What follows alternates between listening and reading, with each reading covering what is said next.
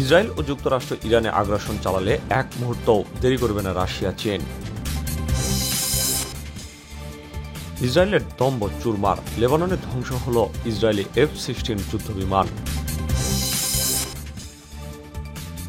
White হাউসে নেতানিয়াহুকে অপমান করলেন ট্রাম্প, হতবাক বিশ্ব। de Gaza comme de la Cisjordanie. ফ্রান্সের বড় সিদ্ধান্ত, ইসরায়েলের বিপক্ষে গিয়ে ফিলিস্তিনিকে স্বীকৃতি। গাজা নিয়ে একজোট ফ্রান্স, জর্ডান, মিশর। I say this to Iran, who's listening very intently. যুক্তরাষ্ট্র ইসরায়েল ইরানে আগ্রাসন চালালে পাল্টা সামরিক জবাব দিতে এক মুহূর্ত দেরি করবে না রাশিয়া ও চীন। বুধবার ক্রেমলিনে চীন, রাশিয়া ও ইরানের প্রতিনিধিদের আকস্মিক এক বৈঠকের পরপরই এমন ঘোষণা আসে মস্কো থেকে। ইরানের প্রতি যুক্তরাষ্ট্রের হুমকিকে অগ্রহণযোগ্য জানিয়ে তা মেনে না নেওয়ার ঘোষণা দেয় রাশিয়া। এরপর ইরানকে সমর্থন জানিয়ে বার্তা দেয় চীনা প্রেসিডেন্ট শি জিনপিং। রাশিয়ার গণমাধ্যমে প্রকাশিত বক্তব্যে রীতিমতো যুক্তরাষ্ট্রকে হুমকি দিয়ে রুশ এক উচ্চপদস্থ কর্মকর্তা বলেন, ইসরায়েল, আমেরিকা সহ পশ্চিমাদের সবার মনে রাখা উচিত, বিশ্বের অন্যতম দুই বড় সামরিক শক্তি রাশিয়া ও চীন। পাল্টা জবাবে হোয়াইট হাউসের হুঙ্কার, পরমাণু নিয়ে ইরান কোনো চুক্তিতে না আসলে কোনো ছাড় দেওয়া হবে না। ট্রাম্প ক্ষমতায় আসার পরই শুরু করেন নতুন এক খেলা। বাণিজ্যে চীনকে চেপে ধরার পাশাপাশি ইরানের উপর সর্বোচ্চ চাপ প্রয়োগের নীতি গ্রহণ করেন। ইউক্রেন ইস্যুতে আলোচনার মাধ্যমে চীন ইরান থেকে পুতিনের দেশটিকে বিচ্ছিন্ন করার ষড়যন্ত্র করেন। তবে ট্রাম্পের এইসব চালাকি যে খাটেনি, তা দেশগুলোর মধ্যে সহযোগিতা আরও স্পষ্ট হয়েছে। পুতিন, শি জিনপিং বা পেজেশকিয়ান যে নিজেদের স্বার্থের জন্য একে অপরের সাথে বিশ্বাসঘাতকতা করবেন না, তা স্পষ্টই যুক্তরাষ্ট্রকে জানিয়ে দিয়েছেন।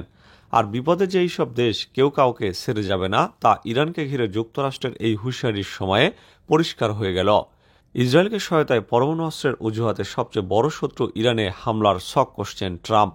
মধ্যপ্রাচ্যে জড়ো করছেন যুদ্ধবিমানের বহর, দিচ্ছেন একের পর এক হুঁশিয়ারিও। মার্কিন এই আগ্রাসনের জবাব দিতে ইরানের সাথে এক কাতারে দাঁড়িয়েছে চীন, রাশিয়াও। যুক্তরাষ্ট্রে যখন ট্রাম্প, নেতানিয়াহু ইরানকে নিয়ে ষড়যন্ত্রে ব্যস্ত, সেই সময়ে মস্কোতে বৈঠকে বসেন পুতিন, শি জিনপিং ও পেজেশকিয়ানের প্রতিনিধিরাও। ইরানকে ঘিরে কোনো সামরিক আগ্রাসন যে মেনে নেওয়া হবে না, সেটা যুক্তরাষ্ট্রকে সাফ জানিয়ে দিলেন তারা। যে কোনো পরিস্থিতিতে আয়াতুল্লাহ খামেনির দেশটির পাশে থাকারও ঘোষণা দিয়েছেন।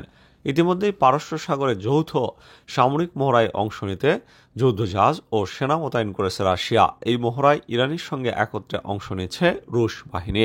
বিশ্লেষকদের মতে এই মহড়ার মাধ্যমে পারস্য সাগরে নিজেদের সামরিক শক্তি ও কৌশলগত সক্ষমতা প্রদর্শনের চেষ্টা করছে দুই দেশে। বিশ্লেষকরা আরও বলছেন, এই মহড়া শুধু সামরিক অনুশীলন নয়, বরং এটি ভূরাজনৈতিক বার্তাও বহন করছে।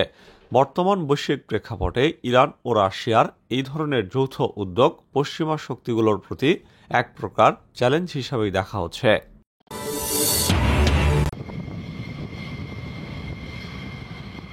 ইসরায়েলের দম্ভ চুরমার, লেবাননে ধ্বংস হল ইসরায়েলি F-16 যুদ্ধবিমান। লেবাননের আকাশে ইসরায়েলি বিমান বাহিনীর একটি F-16 যুদ্ধবিমান বিধ্বস্ত হওয়ার ঘটনায় মধ্যপ্রাচ্যে নতুন করে উত্তেজনার সৃষ্টি হয়েছে। ইসরায়েলি প্রতিরক্ষা বাহিনী প্রথমে দাবি করে প্রযুক্তিগত ত্রুটির কারণে বিমানটি লেবাননে আশ্রয় পড়েছে। তবে লেবাননের হিজবুল্লাহর এক কমান্ডার পাল্টা দাবি করেন, ইসরায়েলি আগ্রাসনের জবাব হিসেবে আমরা বিমানটি ভূপাতিত করেছি। এটা আমাদের প্রতিরোধের শক্তি প্রমাণ করে। ইসরায়েলি প্রতিরক্ষা দপ্তরের এক কর্মকর্তা সাংবাদিকদের বলেন, আমাদের বিমান বাহিনী অপরাজেয়। বিচ্ছিন্ন এই ঘটনা আমাদের সামরিক শ্রেষ্ঠত্বকে ক্ষুণ্ণ করেনি। অন্যদিকে হিজবুল্লাহ জোর দিয়ে বলেন, এই ঘটনা ইসরায়েলের দুর্বলতা ফাঁস করে দিয়েছে। জেরুজালেম পোস্ট শুধু ইসরায়েলি জেট বিধ্বস্ত হওয়ার খবর নিশ্চিত করলেও আইডিএফের বিবৃতিতে বলা হয়, একটি বিমান ক্ষতিগ্রস্ত হয়েছে। গোয়েন্দা সূত্রে জানা গেছে, ঘটনাস্থলে ইসরায়েলি ড্রোন অনুসন্ধান চালাচ্ছে। হোয়াইট হাউসে নেতানিয়াহুকে অপমান করলেন ট্রাম্প, হতবাক বিশ্ব।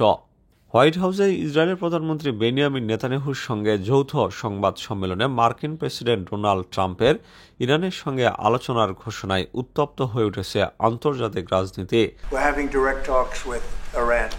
ট্রাম্পের অপ্রত্যাশিত এই সিদ্ধান্তে নেতানিয়াহু মুহূর্তেই হয়ে পড়েন মুখ বাকরুদ্ধ, যা বৈঠকের ভিডিও ফুটেজে স্পষ্ট। ইসরায়েলি কর্মকর্তাদের দাবি, এমন ঘোষণার আগে আমাদের কোনো তথ্য দেওয়া হয়নি। ট্রাম্প বলেন, যুদ্ধ নয়, চুক্তিই শ্রেয়। They've started. It'll go on Saturday. ইরানের সঙ্গে শনিবার থেকে আলোচনা শুরু করছি আমরা। এই মন্তব্য সরাসরি চ্যালেঞ্জ ছুড়ে দিয়েছে নেতানিয়াহুর কৌশলকে, যিনি দীর্ঘদিন ধরে ইরানের পরমাণু কর্মসূচি ধ্বংসে সামরিক অভিযানের এর পক্ষে। ক্ষুব্ধ নেতানিয়াহু পাল্টা জবাব দেন, האיש הזה עובד כל הזמן כדי לשחרר את החטופים. ইরান বিশ্বের জন্য হুমকি, আলোচনা নয়, শক্ত পদক্ষেপই একমাত্র পথ। বাণিজ্যিক সহযোগিতা বা গাজার সংকটে আশ্বাস না পেয়েও চাপে ছিলেন নেতানিয়াহু, কিন্তু ট্রাম্পের ইরান পিভট তাকে চরম অপদস্থ করেছে। ইসরায়েলি মিডিয়া এই সফরকে নেতানিয়াহুর ব্যর্থতা আখ্যা দিয়েছে। অন্যদিকে ট্রাম্প প্রশাসনের এক উচ্চ পদস্থ কর্মকর্তা বলেন, মার্কিন স্বার্থই অগ্রাধিকার পাবে, মিত্রদের প্রত্যাশা নয়।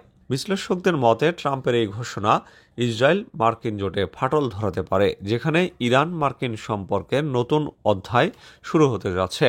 নেতানিয়াহুর জন্য এটি এখন কূটনৈতিক ধাক্কা বলেই মনে করছে বিশ্ব। de Gaza comme de la Cisjordanie. ফ্রান্সের বড় সিদ্ধান্ত, ইসরায়েলের বিপক্ষে গিয়ে ফিলিস্তিনিকে স্বীকৃতি। গাজা নিয়ে একজোট ফ্রান্স, জর্ডান, মিশর। ফ্রান্সের প্রেসিডেন্ট ইমানুয়েল ম্যাক্রো এক ঐতিহাসিক ঘোষণায় ফিলিস্তিনিকে রাষ্ট্র হিসেবে স্বীকৃতি দেওয়ার পাশাপাশি গাজা সংকটে জর্ডান ও মিশরের সঙ্গে যৌথ কূটনৈতিক জোট গঠনের কথা জানিয়েছেন। গতকাল ইলিজে প্রাসাদে দেওয়া ভাষণে তিনি বলেন, De Gaza comme de la Cisjordanie. ফিলিস্তিনিরা দীর্ঘদিন ধরে আত্মনিয়ন্ত্রণের অধিকার থেকে বঞ্চিত। ফ্রান্সের এই স্বীকৃতি ন্যায় বিচার ও শান্তির পথে একটি ঐতিহাসিক পদক্ষেপ। এছাড়া গাজার মানবিক সংকট মোকাবেলায় ফ্রান্স, জর্ডান, মিশর ত্রিপক্ষীয় সহায়তা তহবিল গঠন ও যুদ্ধবিরতি নিশ্চিতের প্রতিশ্রুতি দেন তিনি। ইসরায়েলি প্রধানমন্ত্রী বেনিয়ামিন নেতানিয়াহু তীব্র প্রতিক্রিয়ায় ফ্রান্সের সিদ্ধান্তকে অদূরদর্শী ও প্ররোচনামূলক আখ্যা দিয়ে বলেন, בפיקוח אמריקני, בביצוע אמריקני, זה טוב. ফিলিস্তিনি কর্তৃপক্ষ সন্ত্রাসকে প্রশ্রয় দিচ্ছে, এমন পদক্ষেপ শান্তি নয়, সংঘাত বাড়াবে। ইসরায়েলের পররাষ্ট্রমন্ত্রী ইসরায়েল কাটস ফ্রান্সের বিরুদ্ধে একতরফা সমর্থন দেওয়ার অভিযোগ তুলে জোটভুক্ত দেশগুলোর ওপর কঠোর নিষেধাজ্ঞার হুমকি দেন। অন্যদিকে জর্ডানের রাজা দ্বিতীয় আবদুল্লাহ ও মিশরের president Abdel Fattah al CC ফ্রান্সের ঘোষণাকে অঞ্চলের স্থিতিশীলতার জন্য অপরিহার্য বলে অভিহিত করে ইসরায়েলকে গাজার অবরোধ প্রত্যাহারের আহ্বান জানান। গত সপ্তাহে ট্রাম্প নেতানিয়াহু বৈঠকে ইরানের সঙ্গে আলোচনার ঘোষণায় হোয়াইট হাউসের সমর্থন হারানোর পর এই জোট ইসরায়েলি নীতিকে চাপের মুখে ফেলেছে। বিশ্লেষকদের মতে ফ্রান্সের এই কূটনৈতিক অভিযান মধ্যপ্রাচ্যে ইসরায়েলের বিচ্ছিন্নতাকে ত্বরান্বিত করবে।